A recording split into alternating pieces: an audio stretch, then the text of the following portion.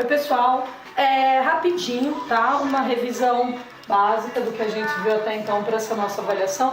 Aquela transição do período feudal, o final do gótico, quando a gente vê a era das catedrais, né? Levando aos céus, os rosáceos, os vitrais e tudo mais. Eu acho interessante a gente pensar dentro desse aspecto, ok? A importância do gótico dentro de uma questão urbana. Eu já não tinha mais um período, vamos dizer assim, aquele feudalismo do campo, dos castelos, das fortalezas que a gente vê no românico.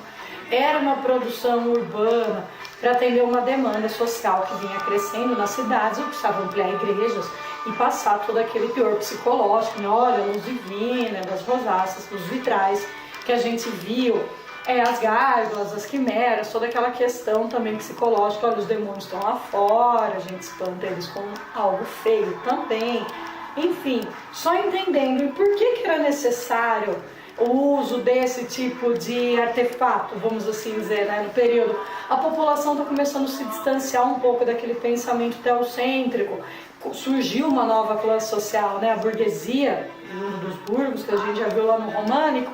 E o pessoal começa a trabalhar uma noção de capital. Eu começo a ganhar denaros, olha que maravilha. E aí o dinheiro começa a ser um fio condutor muito interessante, ok? A gente tem, marca ali, né? O final da Idade Média em 1453, com a tomada de Constantinopla. Então a gente começa ali com a Idade Moderna, a gente chama do Renascimento, Renascimento cultural. Lembrando, eu estou renascendo que ideais? Os clássicos gregos, romanos. Eu vou ter muito disso na arte, o uso do corpo, da proporção, da simetria, o perfeccionismo na arte, o homem vitruviano, do meu amigo Leonardo da Vinci, né? Inspirado ali em Vitrúvio, no arquiteto clássico também, as proporções, as medidas exatas, e algumas questões que a gente vê no Renascimento. A gente lembra dele, né? Com carinho, lembra? Lá no caderno C, cientificismo. Eu passo a explorar a natureza, eu passo a explorar o meio, eu passo a olhar o mundo de maneira investigativa, que até então não era feito durante a Idade Média. Não havia essa visão mais ampla. Os astros passam a ser analisados, anatomia, as plantas, tudo. É muito interessante a gente ver esse viés. E quanto mais existe a exploração do mundo, vamos assim dizer, mais eu vou agregando conhecimento, ok? O antropocentrismo volta, né? O homem é o centro do universo. Eu estou descentralizando um pouco aquele poder da igreja. Eu começo a ver uma igreja já entrando numa certa crise religiosa, que a gente vê que ela vai fortificar muito aqui no barroco, ok? Olha lá, o irracionalismo, o ser humano racional, que pensa, que vê seu corpo, suas ideias, a sua fruição como algo novo, a questão do humano, tá? O individualismo, a noção de você olhar o indivíduo como um ser capaz de agir por si, ok? O naturalismo, a gente começa a perceber em algumas representações.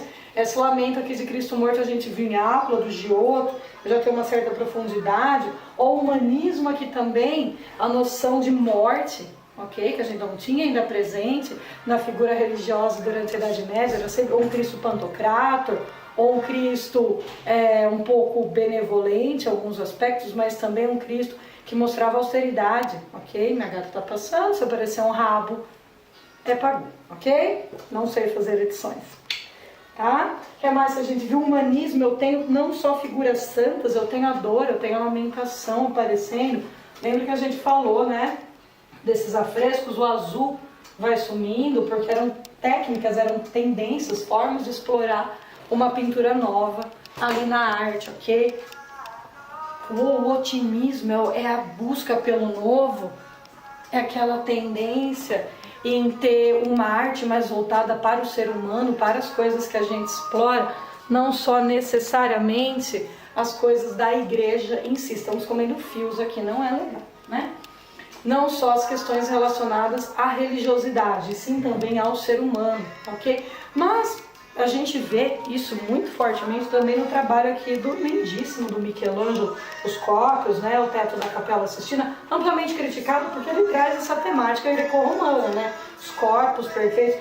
A gente viu também aqui esse painel, um pouco daquela rejeição divina que a gente já falou, sobre a alusão aqui ao cérebro humano, a Deus e a criação humana dentro desse painel que está na Capela Sistina.